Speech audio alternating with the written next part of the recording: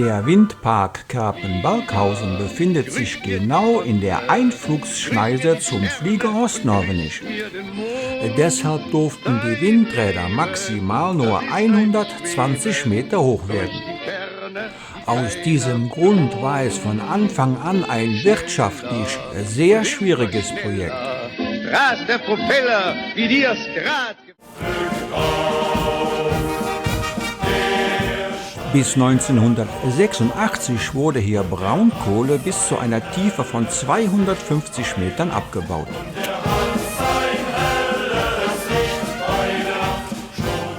(2003) 2003 war die Verfüllung und Rekultivierung abgeschlossen. 2017 wollte man an den 70 Morgen einen Windpark errichten und erste Verträge wurden geschlossen.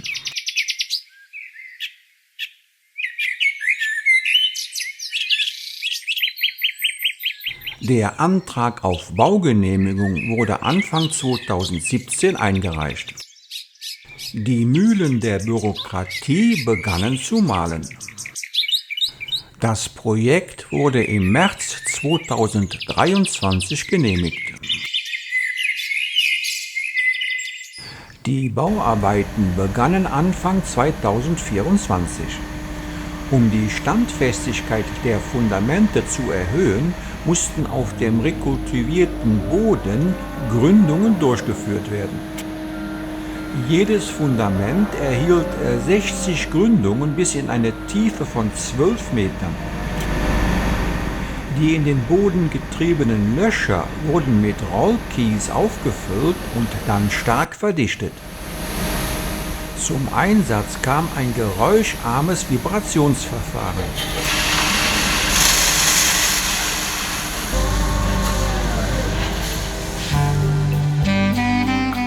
Die Fundamentarbeiten begannen im Juni.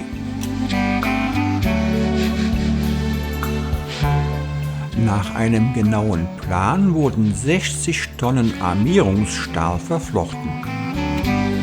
Die Armierung verteilt die Last am Ankerkorb auf das gesamte Fundament. Das Windrad wird mit 200 Bolzen M30 am Ankerkorb befestigt. Anfang Juli beginnen die Betonierarbeiten. Die Mischfahrzeuge sind sehr gut organisiert, denn das Betonieren des Fundamentes darf nicht unterbrochen werden. Je nach Größe des Fundamentes dauert so eine Betonage schon einmal 12 bis 14 Stunden.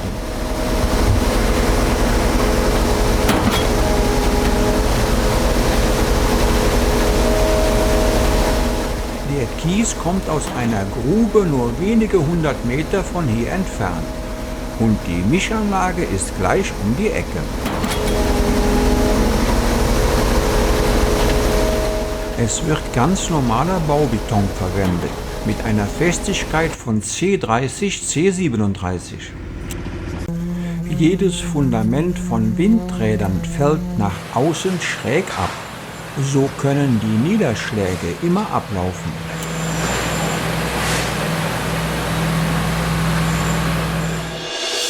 Trotz des enormen Gewichtes ist es eher ein kleineres Windradfundament. Ende Juni sind dann alle Fundamente gegossen und ausgescharrt. Nach einer Aushärtzeit von 28 Tagen sind die Fundamente voll belastbar. Durch diese Leerrohre werden später Kabel gezogen, die den Strom abführen. Jetzt zur oft gestellten Frage: Kann so ein kleines Fundament ein so großes Windrad tragen? Das Standmoment errechnet sich aus dem Gesamtgewicht und dem Radius des Fundamentes. Hier sind es über 80 Meganewtonmeter. Damit es kippt, müssen in 78 Meter Höhe 1000 Kilonewton gegen die Narbe drücken. Bildlich gesehen wäre das ein Gewicht von 106 Tonnen. Vergleicht man das jetzt mit der Kraft eines Orkans, der gegen das Windrad drückt, ergäben sich 28 Tonnen. Über dem Fundament liegen noch 310 Tonnen Erdreich. Dadurch wird die Standfestigkeit noch einmal erhöht. Der Sockel ist ein massives Stahlteil und das Verbindungsstück zwischen Turm und Fundament. Das Aufsetzen des Sockels gehört noch zu den Aufgaben des Stahlbetonbaus.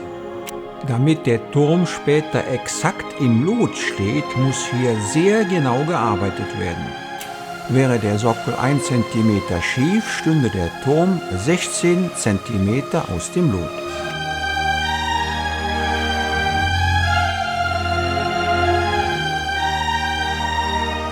Der Sockel wird auf 3 spezielle Abstandhalter aufgesetzt. Diese wurden exakt auf ±1 mm nivelliert.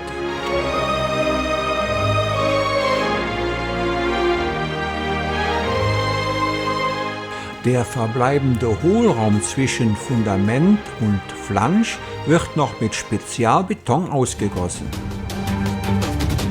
Die Anlieferung der Bauteile ist nur mit Schwerlasttransportern möglich und diese dürfen nur nachts fahren. Die Transporte können bis zu 60 Meter lang sein. Jeder Schwertransport wird von mindestens 2 Begleitfahrzeugen gesichert. Diese haben das Recht, den übrigen Verkehrsfluss zu lenken und gegebenenfalls auch zu stoppen.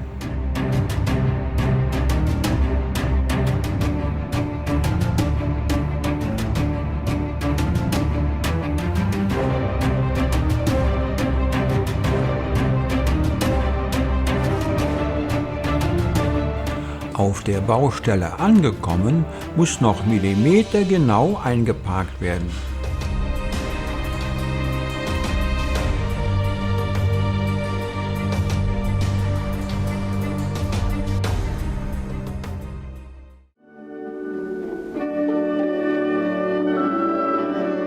Am nächsten Morgen wird dann abgeladen und alle Teile nach einem speziellen Plan auf der Baustelle platziert. Der Montagekran ist auch schon aufgestellt. Hier ein Liebherr 1750.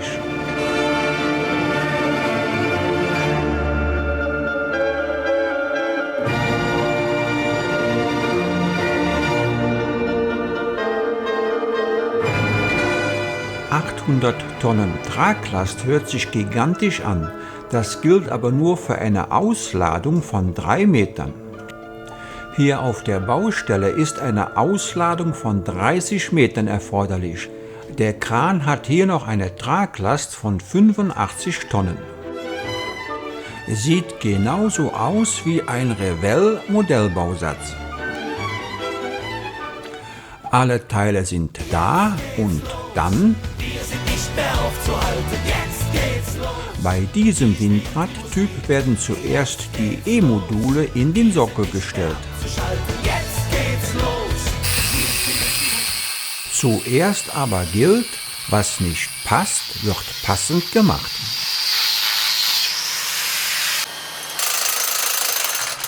Bevor die Module eingebaut werden, wird der innere Flansch mit dem Fundament verschraubt. Und alle Muttern werden mit dem vorgeschriebenen Drehmoment angezogen. Im untersten Teil des Turmes befindet sich der Transformator und die Leistungsschalter. Der Trafo erhöht die Spannung von 400 Volt auf 20 kV. Dadurch werden die Leitungsverluste und die Kabelquerschnitte klein gehalten. Zwischen der Mutter und dem Flansch darf kein Fremdkörper sein. Hier ist Sauberkeit oberstes Gebot. Mit einem Schlagschrauber werden alle Muttern beigezogen. Bolzen und Muttern haben eine Güteklasse von 10.9.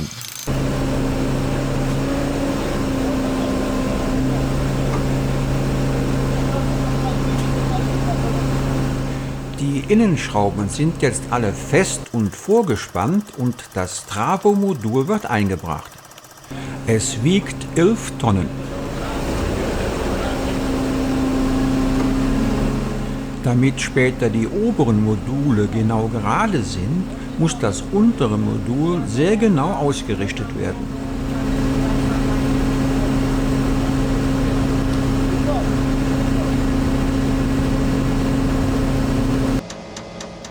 Der Kranführer steht in ständigem Funkkontakt mit dem Montageteam.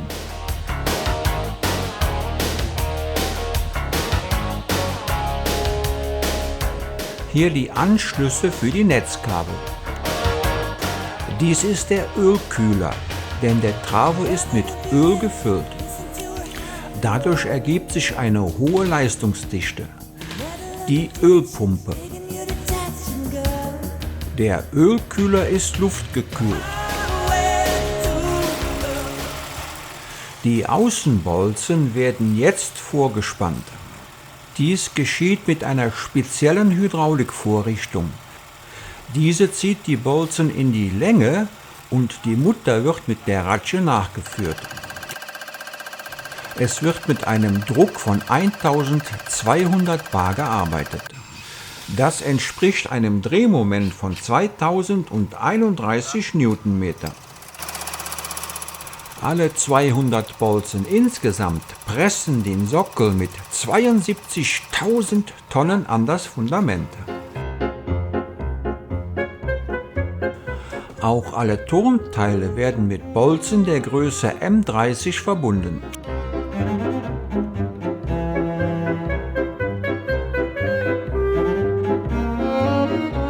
Das nächste Modul, das aufgesetzt wird, ist das Wechselrichtermodul.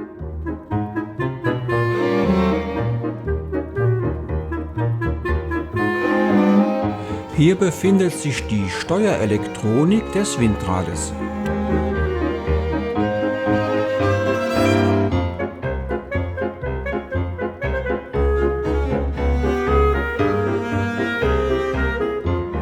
Das ist der Umrichter mit der Leistungselektronik.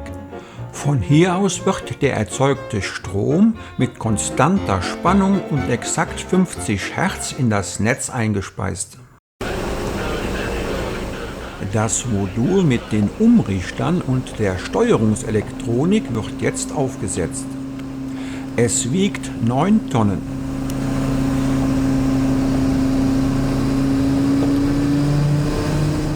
Das dritte Modul beinhaltet hauptsächlich den Personenaufzug. Es wiegt 8 Tonnen. Die Module wirken schon sehr futuristisch, aber ein Windrad ist keine Raketentechnik. Jedes Montagehilfsmittel, von der Anschlagsöse bis zu den Hebeseilen, sind speziell für diesen Turmtyp entwickelt. Schon aus Sicherheitsgründen müssen diese zwingend verwendet werden.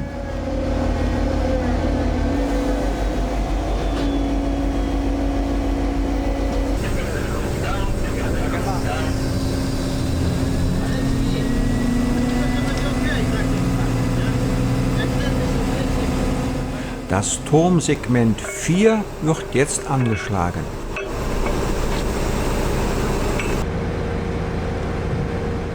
Beim Turmbau zählt man die Segmente von oben nach unten. Zum Anheben der Turmsegmente benötigt man einen zweiten Kran mit einem Spezialhaken. Wenn nur ein Kran das Segment anhebt, würde der untere Flansch beschädigt. Der große Kran hebt das obere Teil an und der kleine Kran achtet darauf, dass der untere Teil den Boden nicht berührt. In Echtzeit dauert so ein Drehvorgang bis zu 10 Minuten.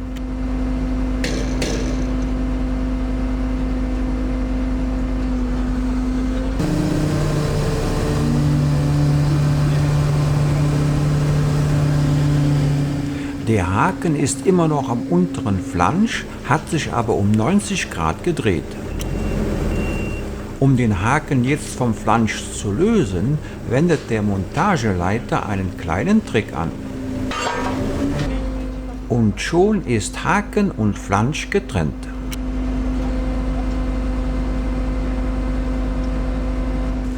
Der rote Strich ist eine Hilfsmarkierung für die Montage.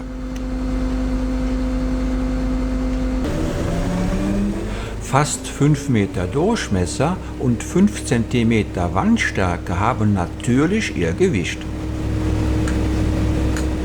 Der 1750 ist der größte Kran von Liebherr mit Straßenzulassung. Um jetzt die Treppe zu montieren, wird das Segment ebenerdig abgesenkt. Wegen fehlender Bauteile konnte die Montage nicht live gefilmt werden. So, die Treppe ist montiert und das Segment kann jetzt über die Module gestülpt werden.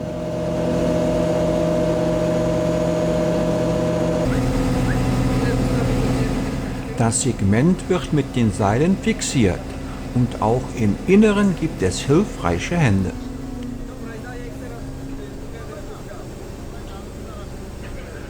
In Echtzeit dauert dieser Vorgang 10 bis 15 Minuten.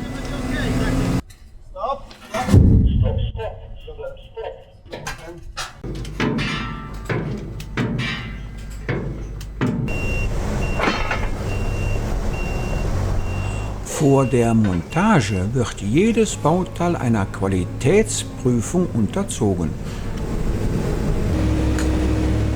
Das Turmsegment 3 ist das schwerste Bauteil auf der Baustelle.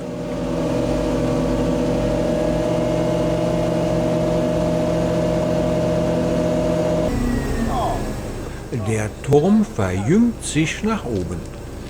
Der untere Durchmesser ist 4,77 Meter und der obere beträgt 2,71 Meter. Das Turmsegment 2 wiegt 51 Tonnen.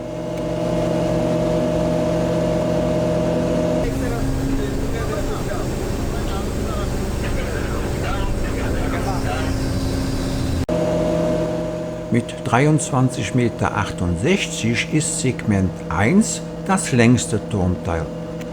Durch die geringere Wandstärke wiegt es aber nur 37 Tonnen.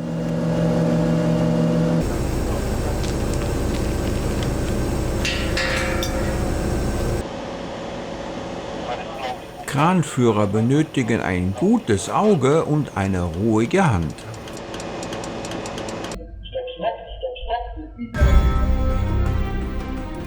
Das Maschinenhaus hat eine strömungsgünstige Tropfenform, ein charakteristisches Erkennungszeichen für Enercon-Anlagen. Mit diesen Bolzen wird das Maschinenhaus auf dem obersten Turmsegment verschraubt. Enercon-Anlagen benötigen kein Getriebe. Hauptsächlich ist sie das Verbindungsstück zwischen Flügel und Turm. Ein wichtiges Bauteil sind auch die Azimut-Verstellantriebe. Diese drehen die Flügel immer genau in den Wind.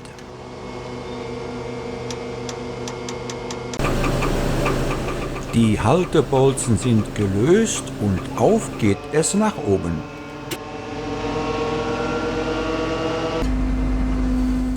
Mit 19 Tonnen ist die Gondel eins der leichteren Teile.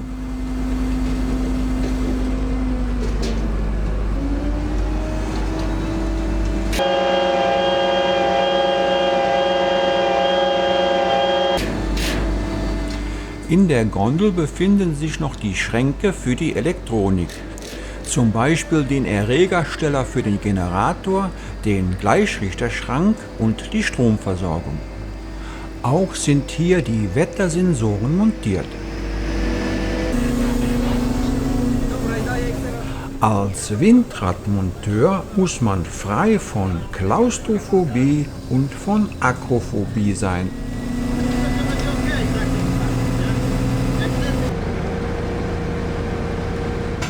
Bis die letzte Schraube festgezogen ist, hält der Kran das gesamte Gewicht der Gondel.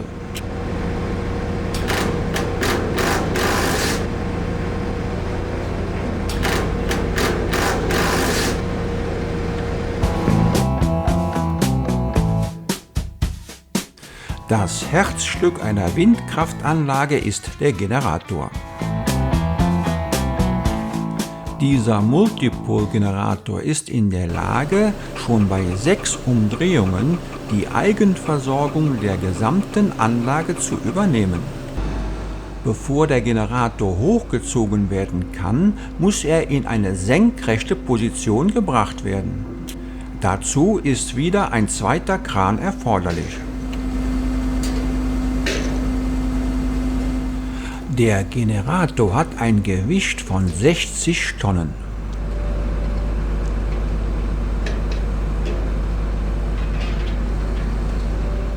Die 6 Kühlluftventilatoren an der Innenseite werden jetzt sichtbar. Die Verlustleistung des Generators muss hier in Form von Wärme abgeführt werden. Mit diesen Bolzen wird der Generator an der Gondel befestigt.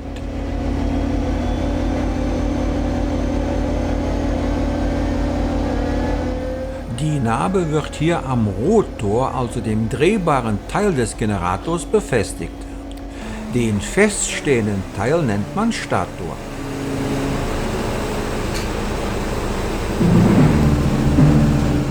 Der erzeugte Strom ist stark schwankend und die Frequenz ist instabil. Es ist nicht ganz so trivial, daraus eine konstante Spannung mit stabiler Frequenz zu erzeugen. Die Lösung ist ein Gleichstrom-Zwischenkreis mit nachgeschaltetem Wechselrichter. Während des gesamten Lifts ist der Generator mit Seilen gesichert. Es wäre fatal, wenn sich diese Masse unkontrolliert bewegen würde. Die Sicherung erfolgt über Seilwinden, die fest am Boden verankert sind.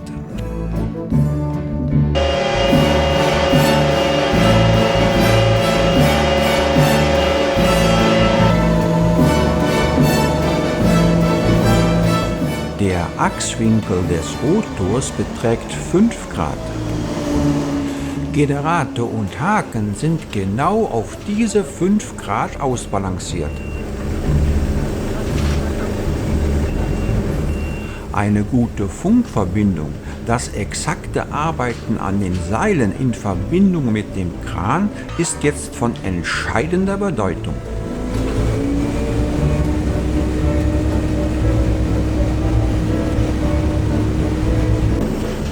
Wird bei der Montage nur ein Bolzen am Gewinde beschädigt, hätte das fatale Folgen. Im schlimmsten Fall müsste der Generator zurück ins Werk.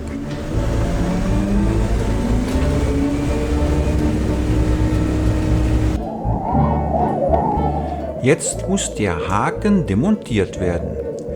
Er ist mit 8 M16 Schrauben befestigt. Vor dem Lösen der Schrauben muss sichergestellt sein, dass keine Spannung mehr auf den Gurten ist. Solch eine Arbeit in dieser Höhe ist sicher nicht jedermanns Sache.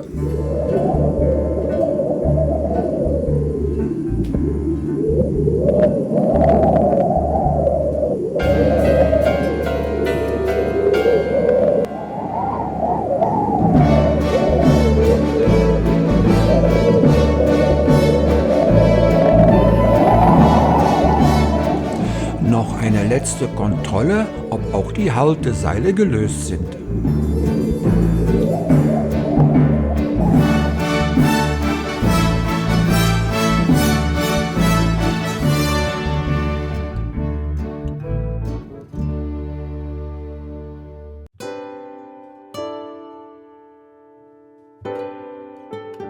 Die Polschuhe sind deutlich sichtbar.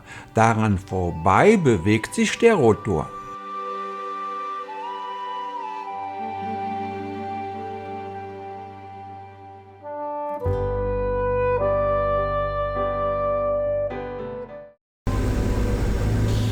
Die Nabe verbindet die Flügel mit dem Generator. Hier wird eine spezielle Hebevorrichtung montiert. Diese ist 90 Grad schwenkbar. Diese Haken haben dabei eine wichtige Funktion. Wenn der Stern senkrecht steht, rasten diese ein. Dadurch wird eine Rückbewegung in die Waagerechte verhindert.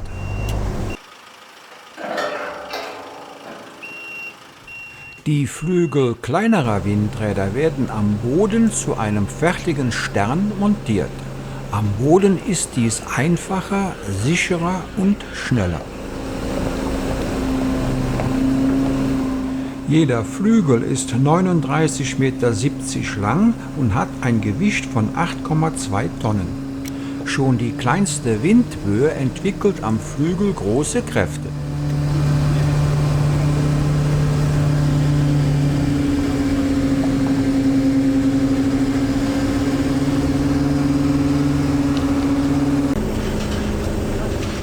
Der Flügel wird mit 50 Gewindebolzen M18 an der Nabe befestigt. Das Einfädeln erfordert eine hohe Konzentration zwischen Kranfahrer, Seilmannschaft und den Moteuren in der Nabe.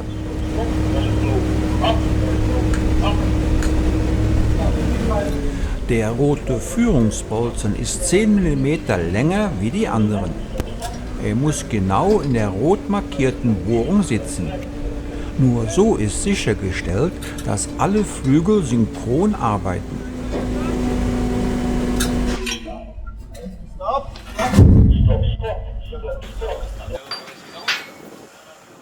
Bevor jetzt die Muttern aufgeschraubt werden, wird eine Abstandshülse aufgesteckt.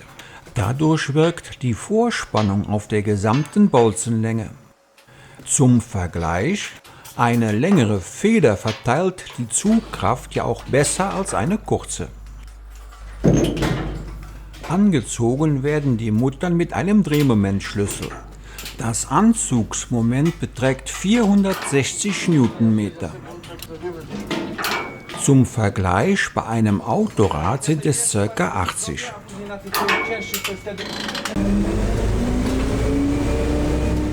Die anderen beiden Flügel werden auf gleiche Art und Weise montiert. Das Ganze hier im Schnelldurchgang.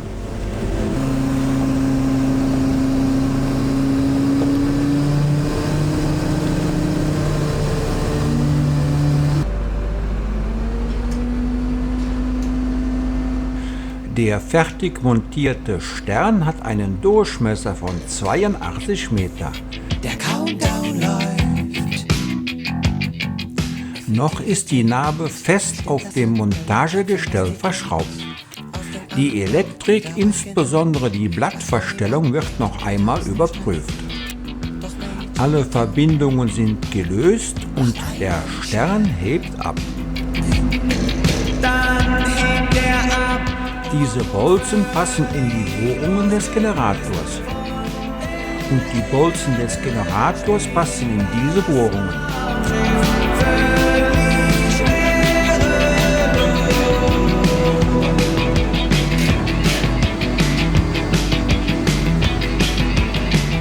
Das Aufrichten des Sterns erfolgt nach der Physik der Schwerkraft. Im Prinzip ist es ganz einfach.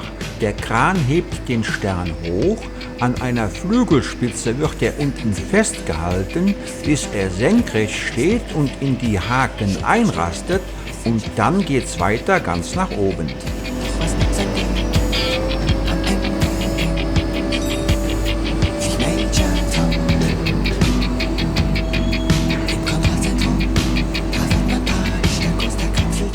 Langsam bewegt sich der Stern immer mehr in die Senkrechte. Und sie das Projekt, der soll zerstören, doch er kann nichts hören. Je höher der Stern gezogen wird, desto wichtiger sind die Seilmannschaften an ihren Seilwinden. Jetzt hat eine Böe den Stern erfasst und drückt ihn nach links. Jetzt ist die linke Seilmannschaft gefragt. Es gilt, kurbeln, was das Zeug hält, und schon ist der Stern wieder gerade.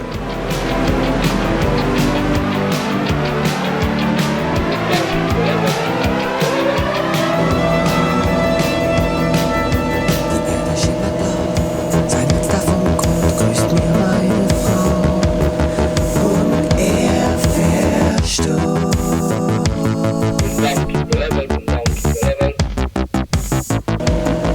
Und den Trauer, den Egoist, den Schatten in sich, wenn die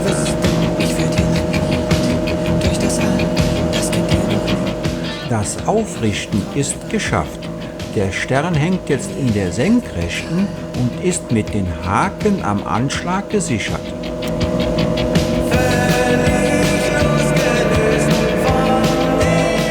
Das Hochziehen des Sterns kann bis zu einer Stunde dauern.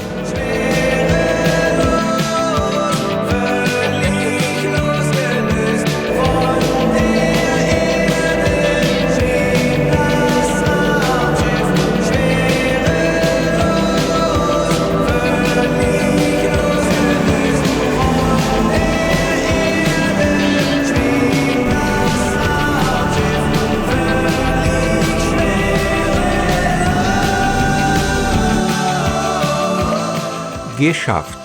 Der Stern sitzt perfekt am Generator. Jetzt noch alle Muttern anziehen. Das dauert auch eine gute Stunde.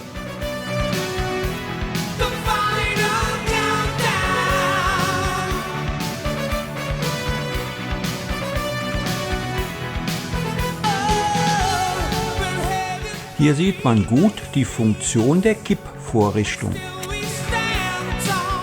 Die Montagebühne diente nur zur Entfernung des Kipphakens.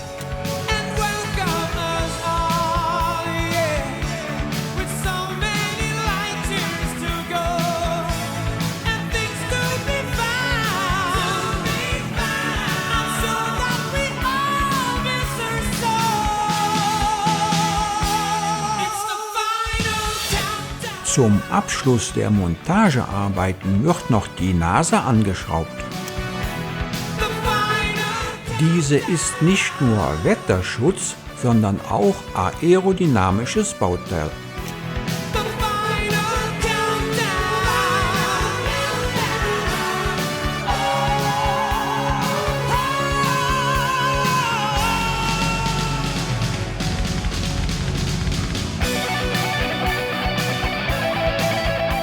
Am 21. September 2024 sind alle 4 Windräder fertig montiert.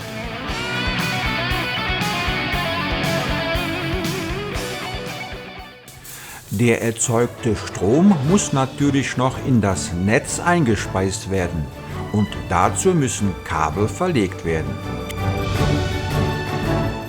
Hier bei den kürzeren Kabelverbindungen wird das herkömmliche Verfahren angewendet. Das heißt, einen 1,50 Meter tiefen Graben ausheben, die Kabel reinlegen und wieder zuschütten. Wegen des besseren Handlings werden 3 einadrige Kabel verlegt. Die Windräder werden in Reihe miteinander verbunden. Das heißt, die 3 Kabel, die vom Windrad 1 kommen, werden in das Windrad 2 über die Leerrohre eingeführt. Auch die 3 weiterführenden Kabel werden durch die Leerrohre zu den Anschlusspunkten im Windrad verlegt.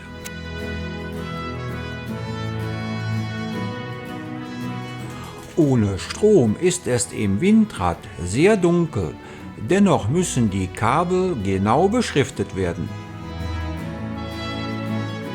Im Windrad Nummer 2 werden gleich 3 Systeme eingeführt. Ein ankommendes, ein weiterführendes und das System, das die Verbindung zum Netzbetreiber herstellt. Das System hier unten rechts führt zum Netzbetreiber.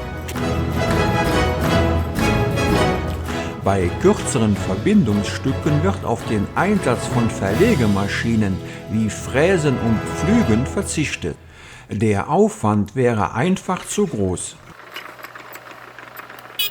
Aber auch so ist die Verlegung zügig und schnell. Verlegt werden Aluminium-Erdkabel mit einem Querschnitt von 185 Quadratmillimeter. Die Nennspannung beträgt 20.000 Volt. Wegen des schlechteren Leitwertes müssen Alukabel immer etwas dicker sein als Kupferkabel. Alukabel sind aber 3-mal leichter und 3-mal preiswerter als Kupferkabel. Als Erdkabel werden sie bevorzugt verwendet.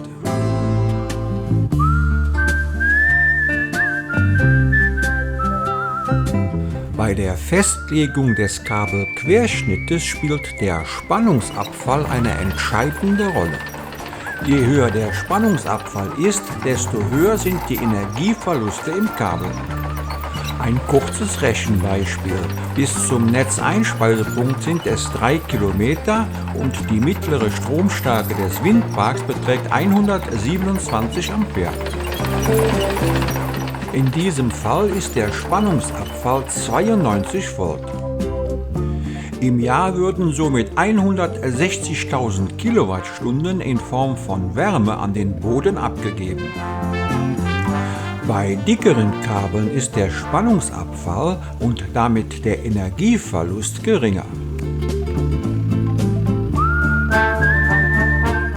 Dickere Kabel sind aber wesentlich teurer. Hier mal eine fiktive Berechnung. Man würde pro Jahr ca. 9.000 Euro sparen, hätte aber Mehrkosten von 200.000 Euro. 185 Quadrat waren hier eine gute Entscheidung. Das dickere Kabel würde sich erst nach 22 Jahren amortisieren. Es dauert dann weitere 8 Monate, bis die Netzanbindung genehmigt war. Von den Windrädern musste eine 2,2 Kilometer lange Leitung bis zum Netzeinspeisepunkt gelegt werden. Auf offenem Feld erfolgt die Verlegung herkömmlich. Also einen Graben ziehen, ein Kabel hineinlegen und Graben wieder zuschütten. Um keine Schneisen durch Waldstücke schlagen zu müssen, wurde hier ein anderes Verfahren angewandt. Die Horizontal-Spülbohrtechnik, auch bekannt als HGD, ist ein grabenloses Verfahren zum Verlegen von Rohren, Leitungen und Kabeln unter der Erde.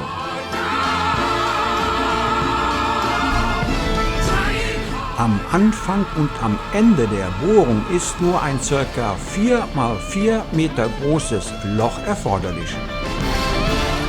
Der standardmäßige Ablauf einer Horizontalbohrung lässt sich in 3 Hauptschritte unterteilen. Der erste Schritt ist die Pilotbohrung.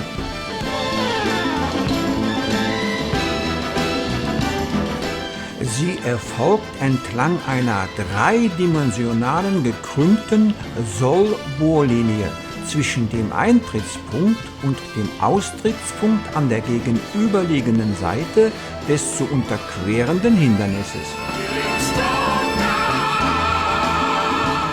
Zum Lösen des anstehenden Bodens befindet sich am vorderen Ende des Bohrstranges ein Bohrkopf. Bei dieser Bosenart wird ein Düsenmeißel verwendet. Das Bohrgerät arbeitet halbautomatisch und kann von einem Mann bedient werden. Zum Bohrgerät gehört immer ein Servicewagen. Dieser stellt die Bohrflüssigkeit zur Verfügung und recycelt ständig das Ausschwemmwasser. Um mit dem Bohrwerkzeug einer vorgegebenen Sollachse folgen zu können, ist es erforderlich, jederzeit die genaue Position des Bohrkopfes im Untergrund zu kennen.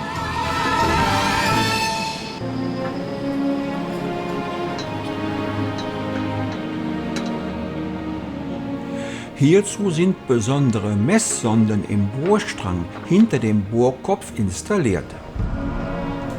Die Übertragung der Positionsdaten erfolgt drahtlos zu einem an der Erdoberfläche oberhalb des Bohrkopfes befindlichen Empfängers.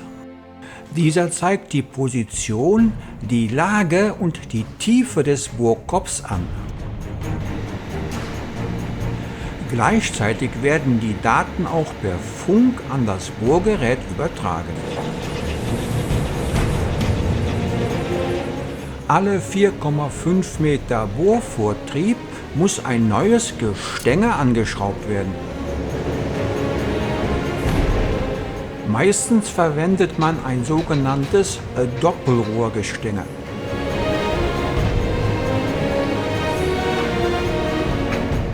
Beim Wechsel wird das Gestänge von einer Klemmbacke festgehalten und dann wird zuerst das innere Rohr angeschraubt und dann das äußere Rohr.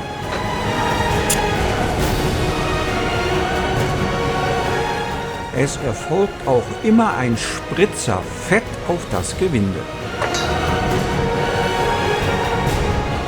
Jetzt kann die Bohrung um weitere 4,5 Meter vorangetrieben werden.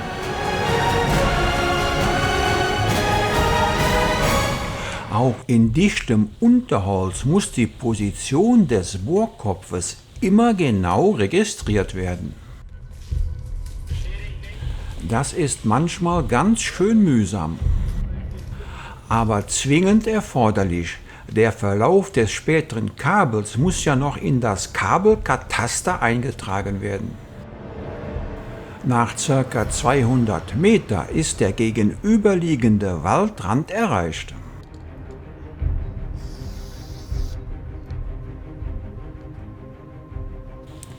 Nach 270 Meter Rohrvortrieb ist die gegenüberliegende Kabelgrube erreicht.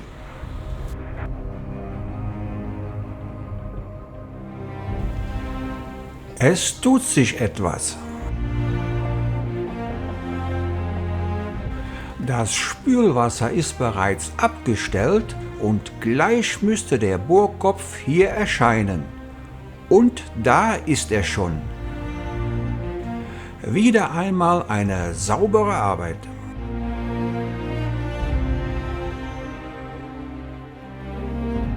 Damit wäre Schritt 1, die Pilotbohrung, erfolgreich abgeschlossen.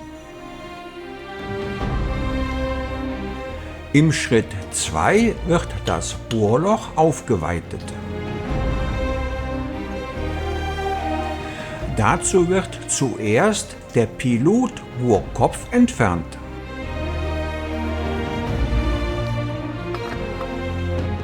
An seiner Stelle wird der sogenannte Räumer angeschraubt.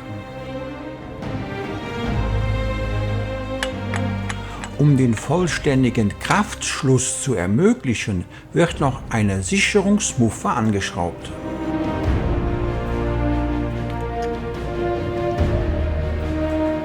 Der Räumer wird jetzt drehend durch den Boden zur Bohranlage zurückgezogen und weitet dabei aufgrund seines größeren Außendurchmessers das Bohrloch auf den neuen Durchmesser auf. Der während dieses Arbeitsschrittes gelöste Boden wird mit Hilfe der Bohrspülung ausgetragen und nach über Tage befördert. Die Stabilität des Bohrkanals wird durch den auf die Bohrlochwand wirkenden hydrostatischen Druck der Bohrflüssigkeit gewährleistet. Aus diesem Grund wird die Bohrflüssigkeit mit Betonit versetzt. Der letzte Arbeitsschritt ist der Einziehvorgang des Leerrohres. Dazu wird der Räumer wieder bis zur Austrittsstelle vorgetrieben. Vorne am Räumer befindet sich ein Auge. Dieses ist über Kugellager von der Drehbewegung des Räumers entkoppelt. Am Leerrohr wird eine Kappe mit Öse befestigt. Im Rohr befindet sich ein Konus, der angezogen wird und somit den Kraftschluss herstellt.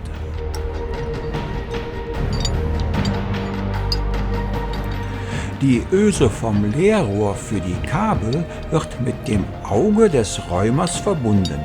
Auch ein zweites, kleineres Kabel für die spätere Lichtwellenleitung wird angeschraubt. Hier muss sehr sorgfältig gearbeitet werden. Es wäre fatal, wenn sich beim Einziehvorgang das Rohr vom Räumer lösen würde. Auf der anderen Seite wird das Gestänge nun vom Bohrgerät langsam zurückgezogen.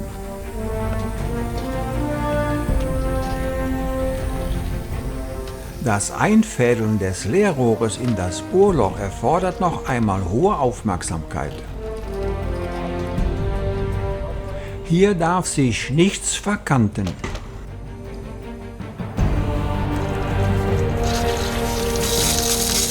Die Spülung wird in Betrieb genommen und jetzt machen sich 220 Meter Leerrohr auf den Weg durch den Burgkanal.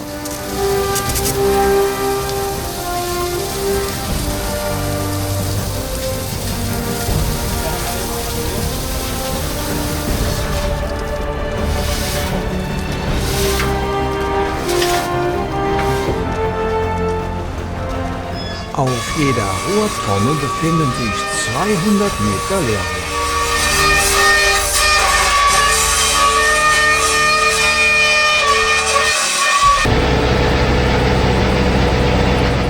Das Bohrgerät zieht jetzt Rohrlänge für Rohrlänge zurück und damit das Leerrohr in den Bohrkanal.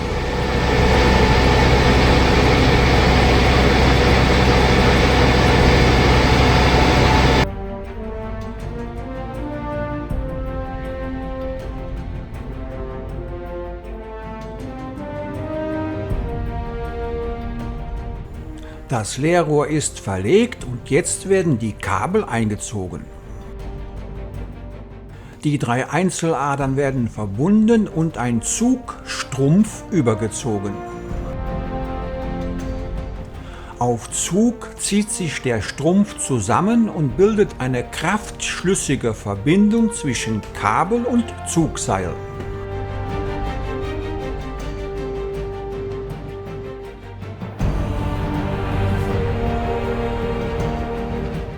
Am anderen Ende des Leerrohres befindet sich eine Seilwinde, die das Kabel durch das Rohr zieht. Und schon sind die Kabel angekommen. Die Zugkräfte während des gesamten Vorganges werden von der Seilwinde aufgezeichnet. Dadurch wird sichergestellt, dass die Belastbarkeit des Kabels nicht überschritten wird.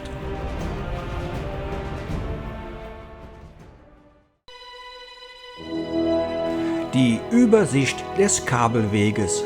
Die roten Linien sind die Verbindungen zwischen den Windrädern. Diese wurden schon im Herbst 2024 fertiggestellt. Die gelben Linien stellen die Verlegung in einen normalen Kabelgraben dar. Die blauen Linien sind die Spülbohrungen bei schwierigem Gelände. Die gesamte Kabelstrecke beträgt 2,2 Kilometer. Die längste Spülbohrung ist über 300 Meter und verläuft am Wasserwerk Türnich vorbei zur Schaltanlage an der Maximilianstraße. Hier ist auch der Netzeinspeisepunkt. Von hier aus geht auch die Direkteinspeisung zur Otto K. Hölscher Regalanlagen GmbH ab. In Nordrhein-Westfalen ist es erst die zweite Direktvermarktung von Windenergie. Das ist eine Win-Win-Situation für Erzeuger und Verbraucher. Die Station an der Maximilianstraße wurde in Fertigbauweise errichtet. Das Netzkabel von Westnetz wird durch die Station durchgeschleift. Da Westnetz aber seine eigene Tiefbaufirma beauftragt hat, stehen sich jetzt 2 Bauunternehmer im Weg.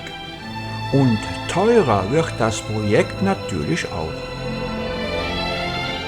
Die Kosten trägt natürlich der Auftraggeber, in diesem Fall die SL Naturenergie.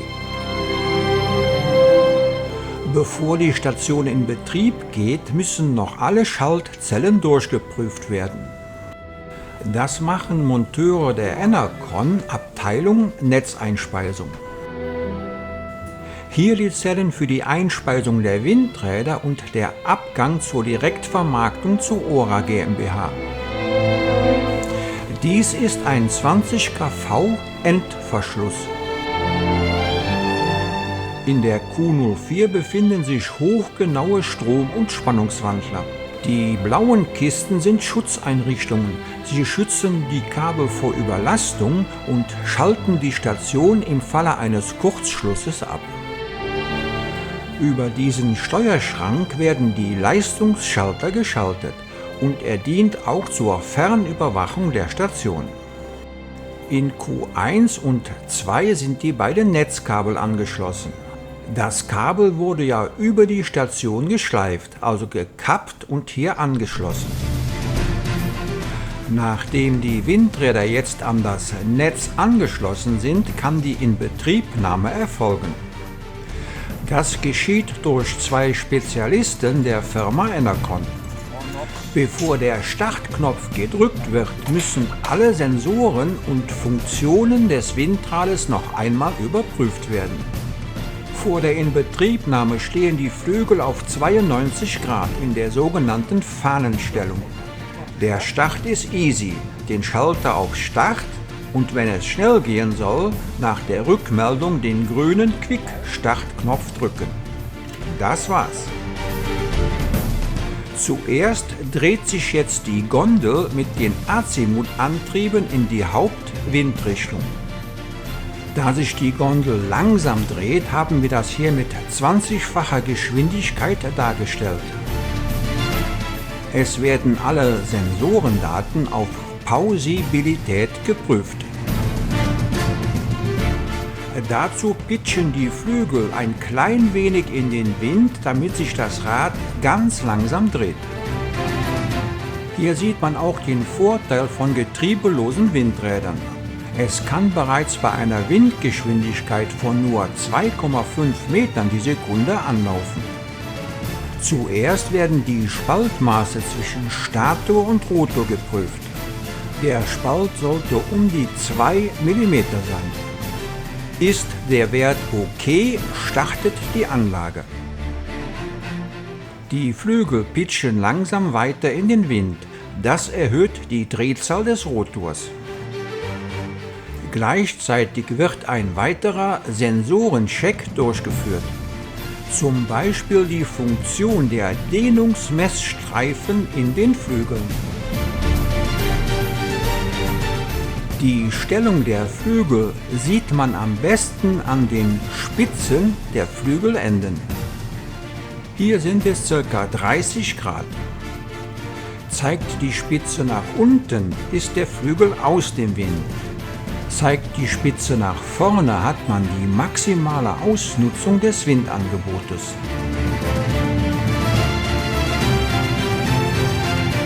Die Drehzahl steigt an und sind 6 Umdrehungen erreicht, wird die Erregung des Generators gestartet.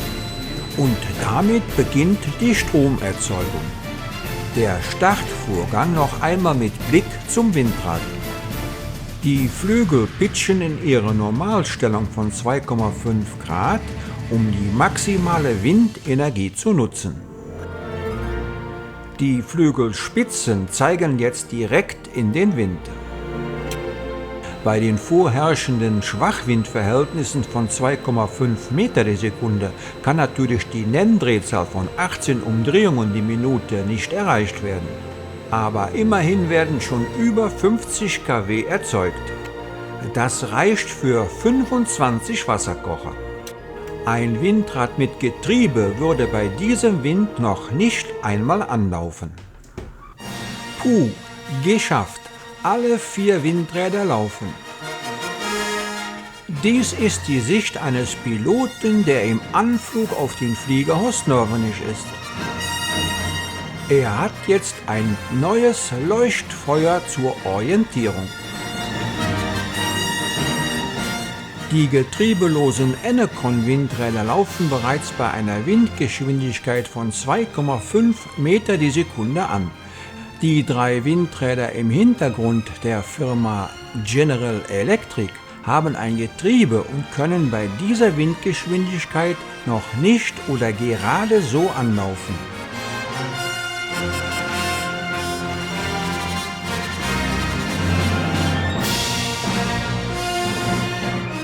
Dies ist erst der zweite Windpark in NRW, der einen Großkunden direkt versorgt. Und zwar die Firma Ottokar Hölscher Regalanlagen. Dieses weiblich aussehende Gebilde ist das Hubertustal. Jetzt noch einmal alle Daten des Windparks zum Nachlesen.